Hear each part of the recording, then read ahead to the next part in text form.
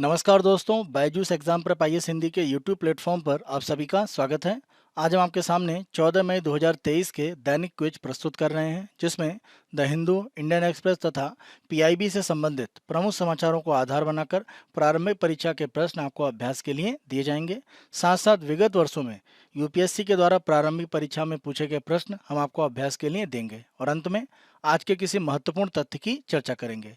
आज के सत्र को प्रारंभ करें इससे पहले आप सभी के लिए महत्वपूर्ण सूचना है।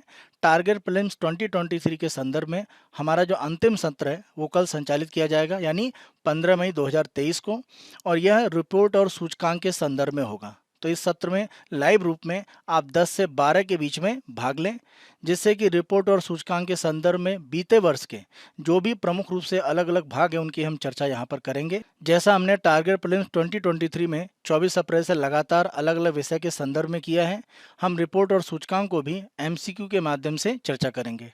इस सत्र को मनोज शुक्ला सर के द्वारा संचालित किया जाएगा। आप सभी लाइव रूप में 10 से 12 के बीच में कल इस सत्र में अवश्य भाग लें। दैनिक क्विज के आज हम पहले प्रश्न को देखते हैं। कभी कभी समाचारों में देखा जाने वाला सी पेस निम्नलिखित में से क्या है? प्रमुख रूप से ध्यान रखें, अगर हम सी पेस की बात करें तो इसके संदर्भ में भारत सरकार के द्वारा जो स्थापना करने की घोषणा है वो की गई है। सी पेस को अगर आप प्रमुख रूप से समझना चाहते हैं तो इसकी फुल फॉर्म को ध्यान रखें, centre for processing accelerated corporate exit. तो अगर हम यहाँ पर देखें तो ये एक तरह से जो स्थापित किया गया भारत सरकार की तरफ से, और यहाँ पर प्रमुख रूप से ये कहा जा रहा है कि जो भी कॉर्पोरेट अफेयर के मंत्रालय में रजिस्टर्ड कंपनियां हैं उनके संदर्भ में अगर मान लीजिए कंपनी अपने आप को एक तरह से अपना कार्य समाप्त करना चाहती है तो वो प्रक्रियाएं एक तरह से तेज करने के लिए ये जो सी पेस है ये प्रमुख रूप से काम करेगा।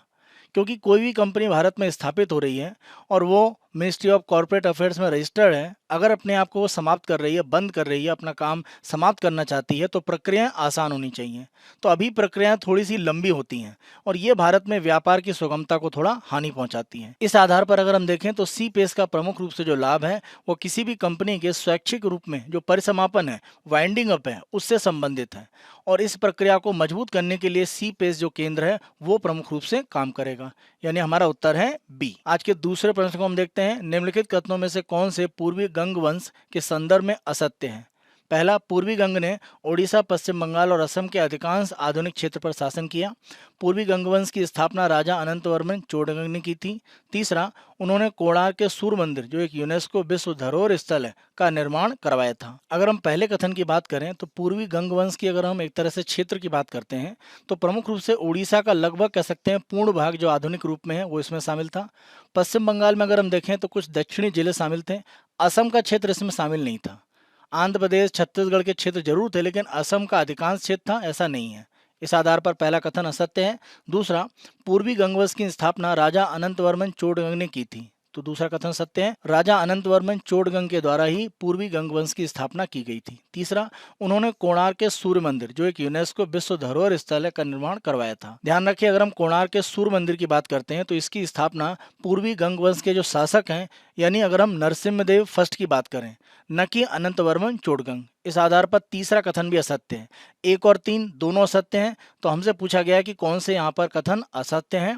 1 और 3, यानी हमारा उत्तर हो जाता है सी। यहाँ पर प्रश्न का प्रमुख रूप से आधार यह है कि अगर हम उड़ीसा में देखें तो पीएलआर नाम का जो एक तरह से रेलवे का तंत्र है उसमें जो एक तरह से रेनोवेशन किया जा रहा है उसका विरोध किया जा रहा है। अगर हम परलाखेमुंडी लाइट रेलवे की बात करते हैं, 124 साल ये पुराना है।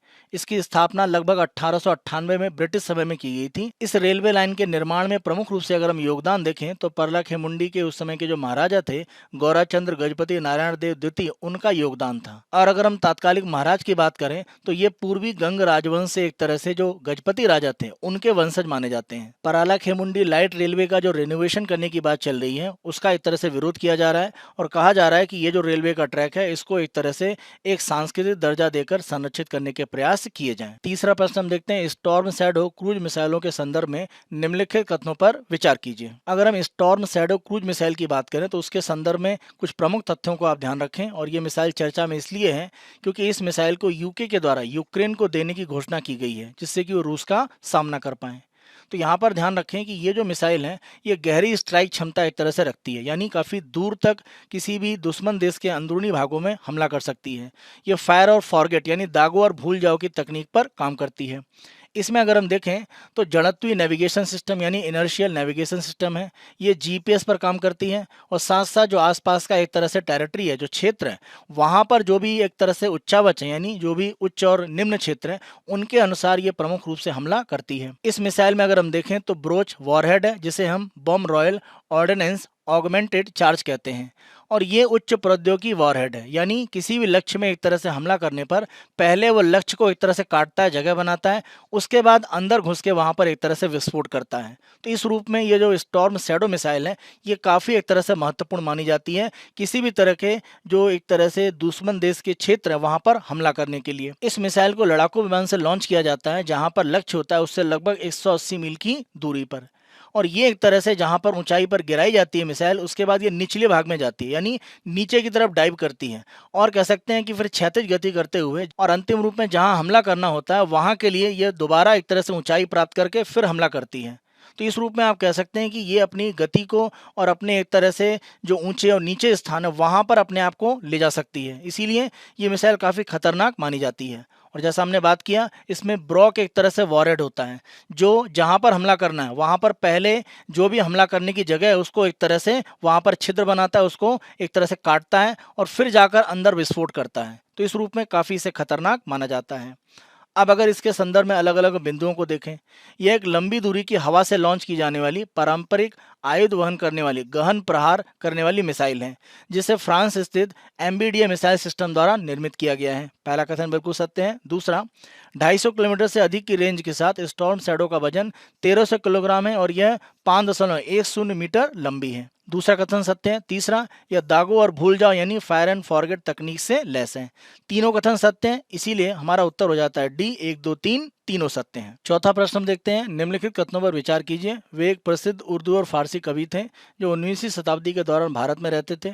उन्हें दाबिरुल मुल्क और नजमुद्दौला की उपाधियों से सम्मानित किया गया था। वे बहादुर शाह जफर के समकालीन थे। ये तीनों विशेषताएं अगर हम देखें तो मिर्जा गालिब के साथ में मिलती हैं, इसीलिए हमारा उत्तर हो जाता है डी, मिर्जा गालिब। यहाँ पर प्रश्न का प्रमुख रूप से आधार ये है कि मिर्जा गालिब 1826 में जब बनारस में रह रहे थे तब उनके द्वारा फारसी में एक कह सकते हैं अपनी पुस्तक लिखी गई जो कविताओं का एक तरह से संग्रह है जिसका नाम है चिरागे दैर, और इसी के संदर्भ में आप देखें तो इसका इंग्लिश में ट्रांसलेशन किया गया है और ट्रांसलेशन का नाम है टेम्पल लैम्प और इसे मज बिन बिलाल के द्वारा ट्रांसलेट किया गया है। मिर्जा गालिब को प्रमुख रूप से आप देखें दाबिरुल मुल्क और नजमुद्दौला की उपाधियां दी गई थी और वो उर्दू और फारसी दोनों में एक तरह से लिखते थे। उन्हें ऐबक तुर्कों का एक तरह से वंशज माना जाता था और माना जाता है कि उनके जो दादा हैं वो एक तरह से अहमद शाह के शासनकाल में समरकंद से भारत में आए थे।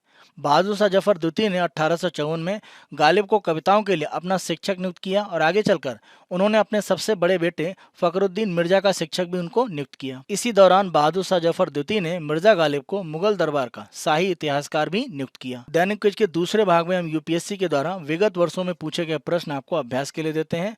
आज हमने 2011 की प्रारंभिक परीक्षा का प्रश्न चुना है। प्रश्न को देखते हैं। अंटार्कटिक क्षेत्र में ओजोन छिद्र का बनना चिंता का विषय है। इस छिद्र के बनने का संभावित कारण क्या है? प्रमुख रूप से अगर हम देखें तो जो क्लोरोफ्लोरोकार्बन होते हैं इन्हें ओजोन छिद्र के लिए सबसे अधिक उत्तरदायी माना जाता है। जो भी हमारे पास एक तरह से कूलिंग के तंत्र हैं, जैसे अगर हम रेफ्रिजरेटर की बात करें, एसी की बात करें, तो वहाँ से प्रमुख रूप से ये सीएफसी एक तरह से उत्सर्जित होते हैं और ये ओजोन को हानि पहुँचाते हैं और इस आधार पर जो ओजोन वहाँ पर नष्ट होता है तो ये ओजोन छिद्र का निर्माण करते हैं। इस आधार पर अगर हम देखें तो हमारा कथन हो जाता है सत्य बी। विशिष्ट ध्रुवीय वाताग्र तथा समतापमंडलीय बादलों की जो उपस्थिति है वो भी ओजोन छिद्र के बनने के लिए उत्तरदायी है। साथ साथ प्रमुख रूप से अगर हम देखें क्लोरोफ्लोरोकार्बन का वहाँ पर जो अंतर्वाह होता है वो सबसे बड़ा एक कारक माना जाता है। तो अगर आपको सीएफसी के बारे में पता है जो ओजोन छिद्र के लिए उत्तरदायी है तो आप उत्तर बी तक पहुँच सकते हैं। दैनिक क्विज के तीसरे और अंतिम भाग में हम आज के तथ्य की चर्चा करेंगे और आज का तथ्य है हरित ऊर्जा खुली पहुँच यानी ग्रीन एनर्जी ओपन एक्सेस। इसके बारे में अगर हम देखें तो भारत सरकार के द्वारा पिछले जून में ही एक तरह से घोषणा की गई थी यानी 6 जून 2022 को, और इसका प्रमुख रूप से आधार ये था कि सरकार का ये मानना था कि जो भी अलग अलग तरह की एक तरह से पर्यावरणीय स्थितियां हैं उनमें हम हरित ऊर्जा को बढ़ावा दें और इसके लिए भारत सरकार के द्वारा हरित ऊर्जा में पहुंच के लिए एक अधिसूचना नियम के माध्यम से जून 2022 में जारी की गई। इस नियम में प्रमुख रूप से अगर हम देखें तो अपशिष्ट से ऊर्जा का उत्पादन करने के संयंत्र, साथ साथ हरित ऊर्जा के उत्पादन, खरीद और खपत को बढ़ावा देने के लिए कुछ नियम एक तरह से बताए गए। सरकार के द्वारा ग्रीन एनर्जी ओपन एक्सेस जो प्रारंभ किया गया, इसके माध्यम से अगर हम देखें तो सार्वभौमिक बैंकिंग, वाणिज्यिक या औद्योगिक जो उपभोक्ता हैं वो नवीकरणीय ऊर्जा तक अपनी जो पहुंच है वो एक तरह से आसानी से बना पाएंगे। नियमों में ये भी कहा गया कि जो भी एक तरह से वाणिज्यिक और एक तरह से औद्योगिक उपभोक्ता हैं वे स्वैच्छिक रूप से हरित विद्युत खरीद सकते हैं, यानी जो ग्रीन इलेक्ट्रिसिटी का उत्पादन किया जा रहा है, जैसे अगर हम सौर ऊर्जा की बात करें। इसी के साथ साथ अगर हम देखें जो कैप्टिव उपभोक्ता होते हैं उन्हें बिना किसी न्यूनतम सीमा के जो भी एक तरह से हरित बिजली है वहां तक पहुंच एक तरह से प्रदान की गई है। जब हम बात करते हैं कैप्टिव उपभोक्ता, इसका मतलब यह है कि बिजली प्राप्त करने के लिए अगर किसी उपभोक्ता के पास स्वतंत्रता है कि वो कहाँ से बिजली ले सकता है तो उन्हें हम कैप्टिव उपभोक्ता बोलते हैं। तो इसके लिए कोई नियम नहीं है कि न्यूनतम आपको इतने किलोवाट खरीदनी है या इतने मेगावाट लेना है, इसका कोई नियम नहीं है। न्यूनतम को लेकर आप कितनी भी एक तरह से हरित ऊर्जा खरीद सकते हैं। इसी के साथ साथ बिजली कंपनियों से जो बिजली प्राप्त करने वाले उपभोक्ता हैं, जैसे हम और आप सामान्य उपभोक्ता की बात करें, तो वो भी एक तरह से ग्रीन जो इलेक्ट्रिसिटी है उसकी मांग कर सकते हैं ग्रीन एनर्जी ओपन एक्सेस नियम के बाद। ग्रीन एनर्जी ओपन एक्सेस के जो नियम है उनकी अगर हम कुछ मुख्य विशेषताओं की बात करें, यहाँ पर किसी भी उपभोक्ता को हरित ऊर्जा की एक तरह से पहुंच की अनुमति होगी और छोटे उपभोक्ताओं को भी खुली पहुंच के माध्यम से नवीकरणीय ऊर्जा खरीदने में सक्षम बनाने के लिए ये नियम एक तरह से लाए गए हैं। सरकार की तरफ से जो छोटे उपभोक्ता हैं वो नवीकरणीय ऊर्जा प्राप्त कर पाएं, इसके लिए हरित ऊर्जा की जो खुली पहुंच है वहां पर लेन देन की सीमा पहले जो 1 मेगावाट थी न्यूनतम, वो घटाकर 100 किलोवाट एक तरह से कर दी गई है। तो छोटे उपभोक्ता वो भी हरित ऊर्जा तक आसानी से पहुंच सकते हैं। छोटे जो उपभोक्ता हैं यानी छोटे स्तर पर जिनको बिजली की आवश्यकता रहती है, अगर वो मान लीजिए नवीकरणीय ऊर्जा लेना चाहते हैं तो जो भी लेन देन होता है, यानी मान लीजिए कोई बिजली कंपनी ए है उससे आप हरित ऊर्जा खरीदते हैं, मान लीजिए सौर ऊर्जा प्राप्त कर रहे हैं, तो लेन देन को लेकर जो न्यूनतम सीमा थी वो 1 मेगावाट थी कि एक तरह से 1 मेगावाट का समझौता होना ही चाहिए। ये घटाकर 100 किलोवाट कर दिया गया है, यानी छोटे उपभोक्ता भी अब इस तरह से नवीकरणीय ऊर्जा प्राप्त कर पाएंगे। नियम में सरकार के द्वारा ये भी कहा गया है कि हरित ऊर्जा का जो भी एक तरह से उपभोक्ताओं तक पहुंच बनाने का प्रयास किया जा रहा है उसमें अलग प्रकार के जो भी शुल्क लगते थे उसमें एक निश्चित नियम बना दिया जाएगा, जिससे कि शुल्क के संदर्भ में ज़्यादा कोई भी कंपनी शुल्क लगाकर जो बिजली है उसको महंगा नहीं कर पाएगी। तो इससे भी एक तरह से जो हरित बिजली है उसके प्राप्त करने की स्थितियां उपभोक्ता में बढ़ेंगी। सरकार के द्वारा एक राष्ट्रीय पोर्टल के माध्यम से जो भी एक तरह से हरित बिजली की मांग कर रहा है उसे 15 दिन के भीतर उसकी स्वीकृति देने का तंत्र बनाया जा रहा है। हरित बिजली के संदर्भ में जो भी शुल्क की स्थिति है वो एक अलग आयोग के द्वारा निर्धारित किया जाएगा।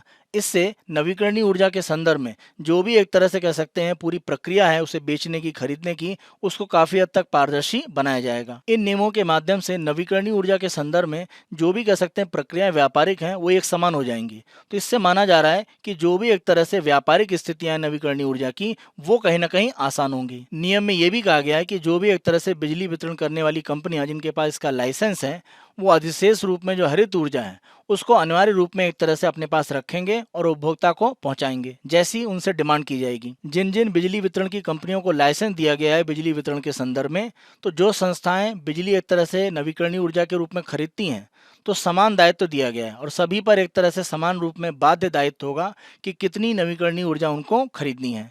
इसमें अगर हम देखें तो हरित हाइड्रोजन या हरित अमोनिया भी शामिल है। हरित ऊर्जा का उपभोग करने वाले उपभोक्ताओं को हरित प्रमाण पत्र भी दिया जाएगा। इसमें यह भी नियम है कि अगर हरित हाइड्रोजन या हरित अमोनिया के उत्पादन के लिए हरित ऊर्जा का उपयोग किया जाता है तो क्रॉस सब्सिडी अधिभार या अतिरिक्त रूप में जो अधिभार लगाए जाते हैं वो लागू नहीं होगा। यानी अगर आपके द्वारा कोई भी ग्रीन हाइड्रोजन या ग्रीन अमोनिया उत्पादन किया जा रहा है उसके लिए मान लीजिए आप सौर ऊर्जा लेते हैं तो अतिरिक्त रूप में आप पर शुल्क नहीं लगेगा। तो इन नियमों के माध्यम से भारत में हरित ऊर्जा की जो स्थिति है उसको उपभोक्ताओं तक पहुंच के रूप में बेहतर करने का प्रयास किया जा रहा है। और यहाँ पर प्रमुख रूप से सरकार के द्वारा ये कहा गया है कि ग्रीन एनर्जी ओपन एक्सेस के जो नियम है अगर उनका पालन नहीं किया जा रहा है तो ये स्थितियां सरकार के एक तरह से नोटिस में लाई जाए, सरकार को बताया जाए, उस आधार पर सरकार कार्रवाई करेगी। आज के दैनिक क्विज को हम यहीं पर समाप्त करते हैं। Byju's exam prep IAS Hindi को आप बहुत अधिक पसंद कर रहे हैं, अधिक से अधिक संख्या में लाइक करें, शेयर करें और अभी तक अगर आपने हमारे यूट्यूब चैनल को सब्सक्राइब नहीं करा है तो हमारे यूट्यूब चैनल को आज ही सब्सक्राइब करें। धन्यवाद।